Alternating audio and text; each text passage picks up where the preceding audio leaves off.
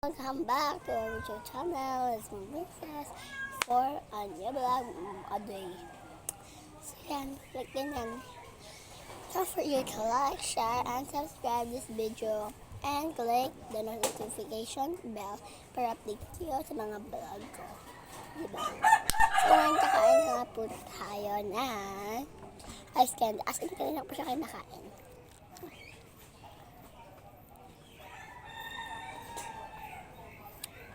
So, gagawin po natin is mag-wait lang po tayo ng friend ko and pagkas may friend na pumunta, mag-alala na tayo. And may story ako sa inyo. I think sa mga batang matatanda lang atang nakakaalala nito. Kasi yung mga batang wala pang ganito na to. Okay, ang kwentong ito ay gawa po ito ng isang manunulat na kalimutan ko. Basta, manunulat po siya and isa po siyang writer ng story na to. And siya po yung nag-invent na ito. Simula po nung mga bata pa yung mga nanay natin. Alam na po nila yan. Papanood ko, kung hindi niyo pa po yung alam yung Mayong Uhaw, pwede niyo po siya i-search sa YouTube, sa Google, kahit saan po meron po siya. Opo. So ngayon po, isakwento ko sa inyo po is yung Mayang Uhaw. Yan. Kasi po, nakalimutan ko lang po siya. Pero ito po yung favorite kong story about sa Mayang Uhaw. Okay. Kukwento ko na po. Pagtingin na po ako. Kung ayaw naman po, okay lang po. Mag-scroll na lang po kayo para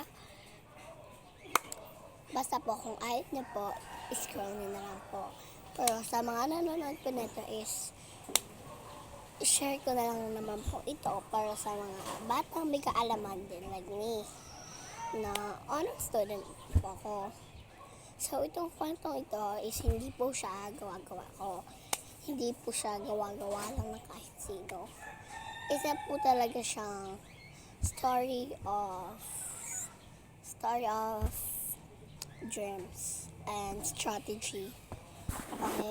Okay, start ko na po. 3, 2, 1. Merong 5 magkakaibigan.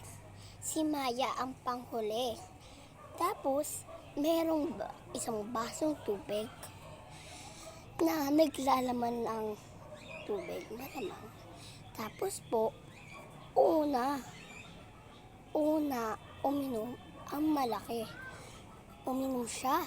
Sabi niya, ang mga tauhan po dito is mga ibon po. Okay po. Uminom yung malaki. Ang sarap. Tapos na ang malaki. Sumunod naman, yung malaki siya, pero ang haba ng kuko. Uminom siya. Ang sarap, ang lamig. Pangatlo, yung matangkad, pero para siyang pato. Uminom siya, sabi niya, ang sarap. Pang-apat, yung sumunod sa maliit, pero malaki din po siya kasi mataba ang katawan, pero maliit ang ulo at mataba siya. Hindi kayo familiar doon kasi iba po siya. Ibon. Hindi pa alam po ata ng mga bata yun, pero turuan na lang po natin sila. Or panoorin nyo lang po ang Mayang Uhaw sa YouTube channel. Tapos, pagtapos ng pang-apat, sabi ng pang-apat, ang sarap. At ang pang-5, sino po yan? Malamang, si Maya. Siya ang bida ng kwento. Si Maya, isang pinakamaliit. Maliit siya, nakakita na siya sa langit. Tapos, siya yung huling uminom. Paano ba yan? Ganyan kalaki yung baso. Tapos, gano'n na lang yung tubig. Paano kaya maaabot ni Maya yun? Sa liit ng kanyang tuka at maliit niya na katawan. Paano niya makukuha? Or paano siya makakainom ng tubig?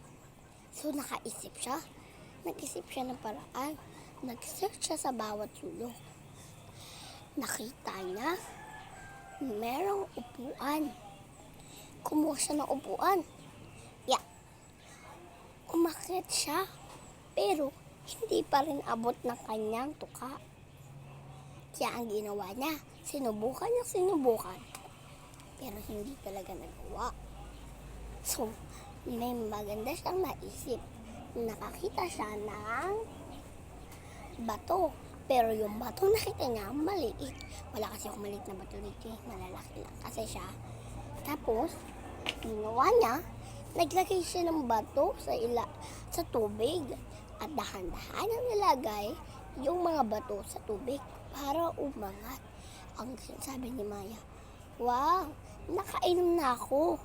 Pero, hindi siya nagsasalita Sa isip niya lang at sinabi niya na ang sarap, nakainom na ako. Ganun ang expression ni Maya, doon nakainom na siya. So mga bata, huwag kayong iiyak agad. Gumawa kayo ng paraan o mag-isip kayo ng paraan paano malulutasan ang problema. Kasi may problema ang solusyonan, di ba? Di ba? Sabi ba ako? So, bagus.